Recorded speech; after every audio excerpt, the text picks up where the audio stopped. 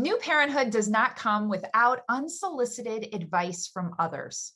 Often given with good intention, this advice can do a lot to a new parent's self-confidence.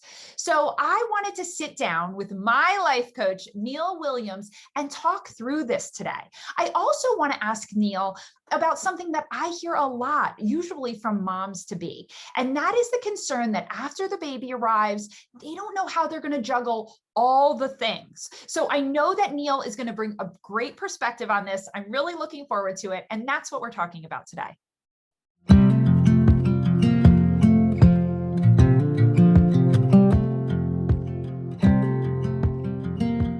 Okay, so my guest today is someone who has changed the way that I think, the way that I prioritize, the way that I plan my day and make lists. And everyone knows I'm a lover of lists. So I'm excited to introduce you all to my life coach, Neill Williams. And for those of you that are new here, I am Valerie Trumbauer. I'm a postpartum doula and a lactation counselor and the creator of New Parents Academy. I help people prepare for and navigate life with a newborn. So let's dive right into what we're talking about today. Neill, thank you so much for being here. Yeah, thank you so much, Valerie. I wish that I had you in my life when I was having a baby. So I'm happy to be here. It's a whole different world. I know that your son is about the age of my twins. In 1 week, they turned 12. So we were going through this at about the same time, I think. And the internet changes everything. You know, it seems like it would have been easier. But so today I'm hoping that we can talk through two different things. And I'm so interested in what your advice and what your perspective is on these two things. So maybe if we can start with one thing that I often hear a lot, I do Q&A Thursdays over on Instagram, and a lot of times I get questions from people about how will I juggle, all the things after the baby's born, or my husband's going to be going back to work shortly after the baby arrives. I'm so nervous about this time. So can you kind of speak to that? Yeah, such a great question because as a new parent, you have a lot happening in your brain, right? There's new things happen. There's new things all over the place. And so what will happen is in the space of all of that new and different, your brain wants to start offering you up thoughts. Like think about like all of the things that are happening inside your mind. A lot of those thoughts are what's causing the overwhelm or the anxiety or the nervousness or the fear or the doubt, all of that. So the most important thing to understand, which I wish I knew this as a new parent, that it's not like my husband going back to work. It's not that I have this new baby. It's not that I have like also work or I have people in my life that is causing me the overwhelm or the anxiety or the worry. It's my thinking about all of those things. So one thing that you just said was, or we talked about like a common thought is, I don't know what I'm doing. Right. Or I can't juggle it all, or I have to juggle it all, or I have to ... Or and I think, and not to interrupt you, but I think a lot of this comes from the internet and the world that people are seeing this view of new parenthood, and people are out and about and their house looks perfect and their baby looks cute and they're in this cute outfit, and that's not realistic. So, they're building up these thoughts in their brain from just a different universe, really. Yeah. So we go out and we like compare to other people to see, are we doing it right or are we doing it wrong? And it's really not, that's not helpful because then their right isn't necessarily your right. Their wrong isn't necessarily your wrong. So we want to like keep it focused on yourself. And the best thing that I can say is notice the thinking that's causing your overwhelm. So I can't juggle it all. I don't know what I'm doing. I have to do this. I can't get all this done. All of that is going to create the overwhelm. So it's such a wild realization. I wish I had this as a new parent, that it's none of the stuff outside of me. It's not that I have a baby. It's not that I have a spouse who's going back to work and I'm going to be alone in the house by myself with the baby that's causing the overwhelm. It seems like that's true because that's what we've been taught is true. Right. But what creates emotion for us as humans is not the stuff outside of us. It's not our circumstances. It's not our situation. It's not being a new parent. It's all of the crazy thinking that we have about that situation that causes us the overwhelm and the anxiety and the worry. Like me, I would say I was a chronic overwhelmer and a chronic worrier. Right. So, yeah. And I think that's the case for a lot of people, that thought of like, I don't want to mess up my baby, or I don't want to do something wrong. And I want to like succeed at this. A lot of the people in my community are really successful in their jobs that they, you know, prior to parenthood. And it's like, okay, in this new, you know, this new undertaking, I want to be successful. And so if I'm someone who's thinking like, what's making my thoughts go crazy is that thought of, you know, my husband's going to be home for 1 week, or my partner's off for 2 weeks. And then that time feels really heavy. They walk out the door. So what's like the internal monologue that I can have with myself to help me like get this all under control? Yeah.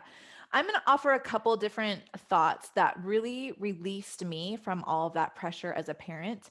And now my son is 11, but you can still like have that same thoughts with an 11-year-old as you have with a newborn. Like, I don't know what I'm doing. I can't juggle it all. That thinking can come with you to every stage of parenthood. Like, just because it's a baby doesn't mean that like when it's a toddler, you're going to think differently. No, it will come with you. You have to decide on purpose to think differently.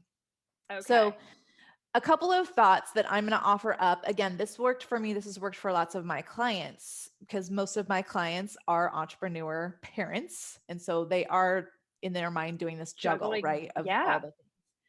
So one thing that I realized is, as humans, this is the human experience, that 50% of the time we're supposed to feel negative emotion, and 50% of the time we're supposed to feel positive emotion.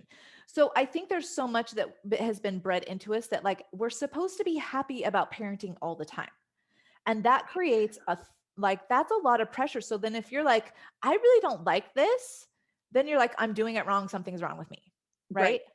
So if you just release yourself and understand, like in my parenting journey, half the time I'm going to feel like not great about this. And then the other half of the time I am going to feel great about this. And that is exactly the way that it's supposed to be. Nothing has gone wrong. There's nothing wrong with me. I'm not doing it wrong. Nothing's going to happen to the kid. Right. Yes. And that's huge, because I remember, you know, like my twins turning 2 and people being like, didn't it fly by? And it's like, no, it didn't fly by at all. It felt like 10 years. Like, what do you mean? So sometimes it's so like that whole saying of like, the years are short, but the days are long, or whatever that. So when we're in the heart of it and we're at the like crappy part, it's okay to be like, this is the crappy part. Yeah.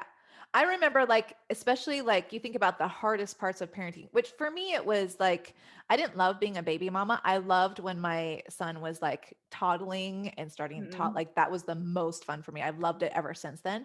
Most of it, right? Like 50% of it. Right. But like the getting up in the middle of the night, I remember literally being like, I didn't even want to go to bed because I was like, there's no point because I'm going to be up in 2 hours.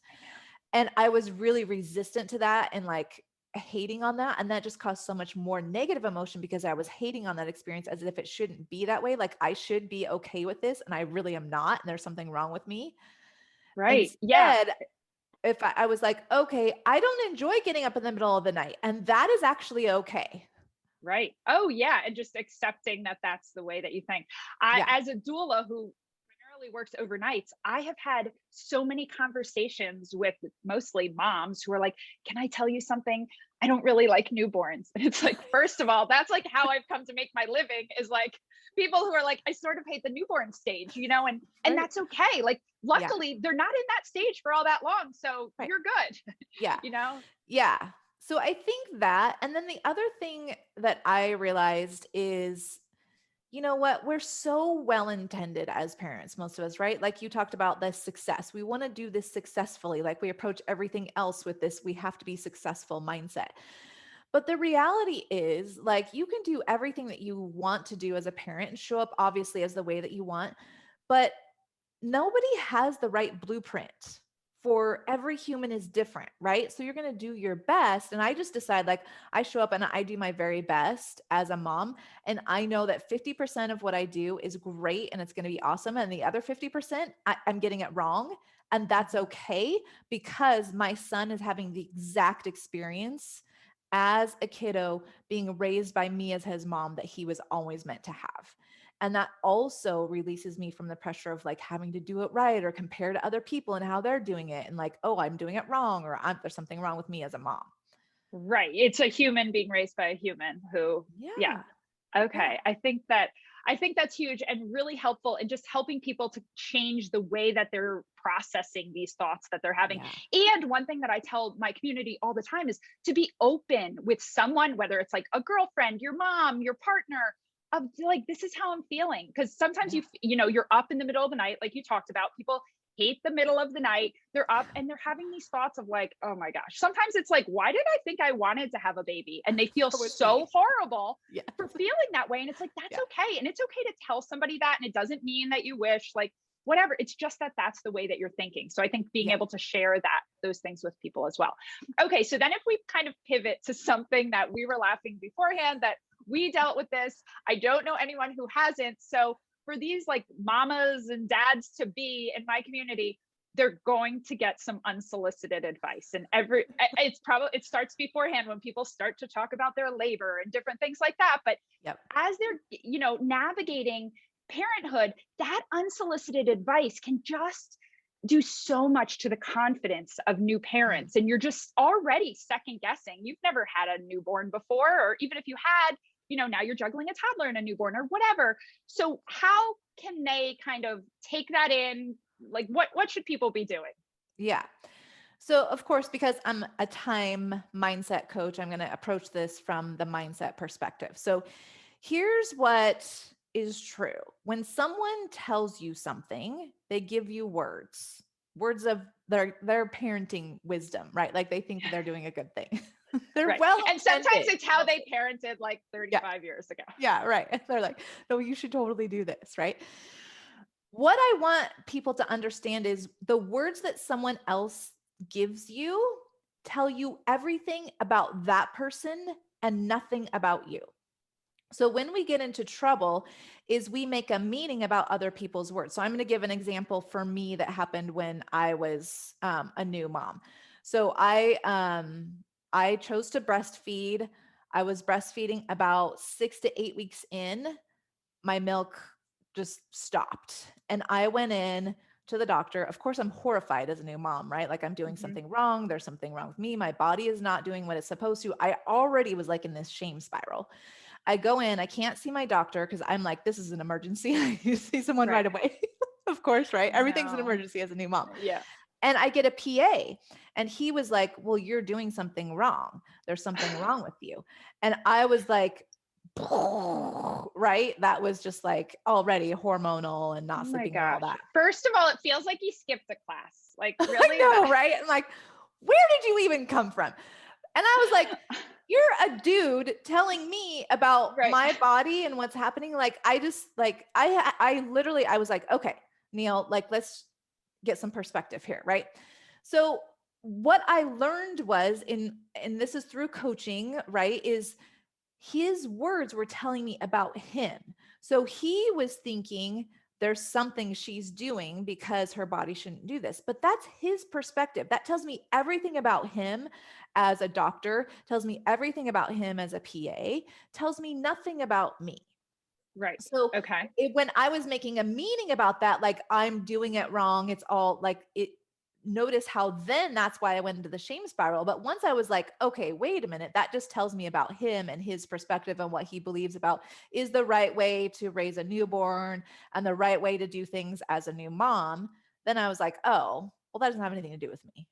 Right. You're doing what's best for your situation. So is the same true of like, because sometimes that unsolicited, I guess it's not unsolicited at that point, that advice comes from like, as a new mom, I'm talking through an issue I had, like, like I'm trying to decide if I'm going to give my breastfed baby a pacifier. And so blah, blah, blah. And sometimes it's helpful to talk through those things with other people, but then not necessarily have to take their advice. So I guess, what's your advice in that situation? So what I love to think about other people is that they're like, they teach me about me.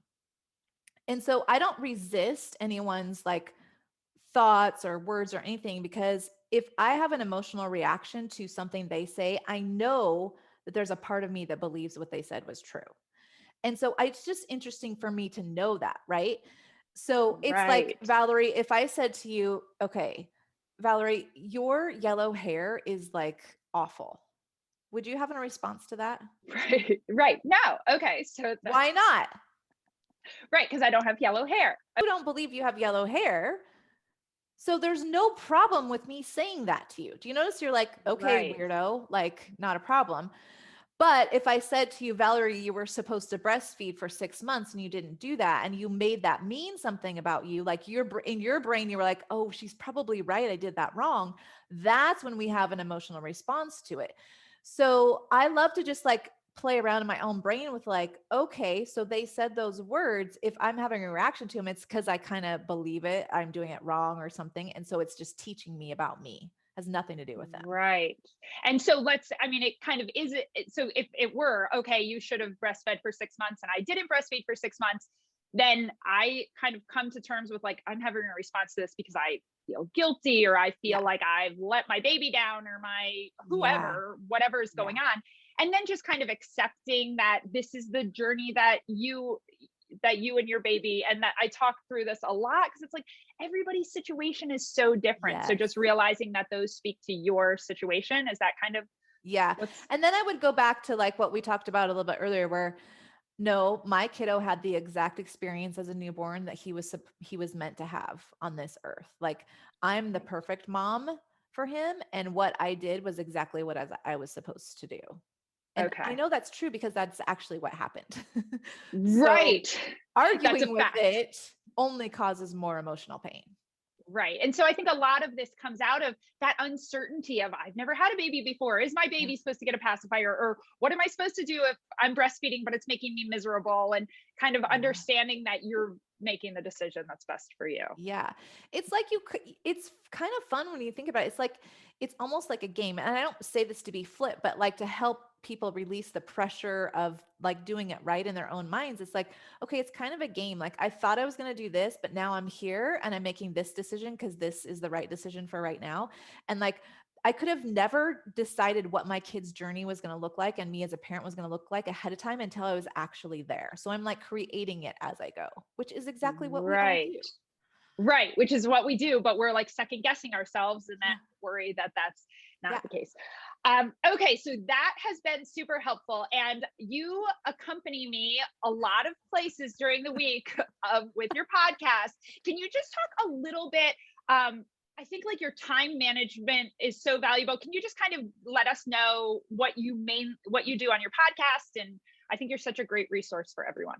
Yeah. So I'm a master time coach. So I help people basically simplify their schedules. And generally the people that I work with are entrepreneur parents with online businesses. I do have some other clients that I work with, but generally that's what I do. So my podcast is Unbusy Your Life. And really what I want people to get from that is to unbusy their brains is the way to unbusy their life, unbusy their schedules, unbusy their time, unbusy their money story, all of that. And so I teach all of this in my Unbusy Entrepreneur Mastermind. And the way that I approach time management is very similar to what we were talking about today. Time is like, I can't control time. So when we even say the words manage time, it does not make sense. Right. So because it's just like the definition of time is the passage of events. How do you manage that? Like it's so nebulous. Happening. Yeah, it's just like happening, right? So what I teach is very different. I teach it from the mindset perspective that you have to manage yourself in your time. And so that you have 100% control over. The passage right. of time, and that's what's mind blowing. Much. And that's why, like, not to give like a spoiler alert, once you start listening to the podcast, you'll see this. What was life-changing for me was like, okay, I'm scheduling things out and I've got everything I'm scheduling. Like I'm scheduling something to be finished. What am I finishing in this little block? And just the way that it has changed the way that I think about time. So it's so valuable. And I know for so many people, it will be, even for, as we're talking about, and I think it crosses over to what we started talking about, which was, okay, it feels like your day is heavy. It feels like you have a lot to juggle. When do you have this little block while the baby sleeps? How do you want to spend that? And kind of looking at that, I think can be really helpful. Yeah. So it is really all about personal management, and personal management comes from managing your brain first because it drives everything you feel and everything that you do within your time. So. It seems ridiculous, but I didn't really think about my brain all that much until I knew you, Neill. Yeah. Oh, good. Here I was just carrying it around all this time and not thinking about it all that much, but I've gotten to know my brain so much better. Thank you so much for being here and for giving your perspective on these things, Neill. I really appreciate it so much.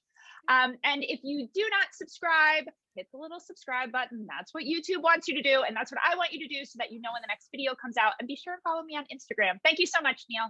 Thanks.